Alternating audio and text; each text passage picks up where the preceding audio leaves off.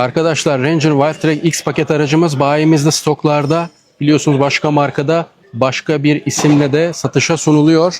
Aracın başka markadaki ismini bilen varsa yorumlara yazsın. Oldukça kaslı görünümü 2.0 dizel çift turbo 205 beygir motoruyla 10 ileri otomatik şanzımanla geliyor. Wildtrak'i biliyorsunuz, bu da X versiyonu. Bu aracın X paketinde farklılıklar var. Hemen koltuk döşemelerinde de X logosuyla dikkat çekiyor. Üzerinde Wildtrak'e göre daha büyük jantlarla ve lastik ebatıyla geliyor. Tüplü amortisör sistemi var bu araçta ekstra. Ve yine ön tarafında far bölümünde değişiklikler var. LED farlarla geliyor. Performans Matrix LED farlarla geliyor.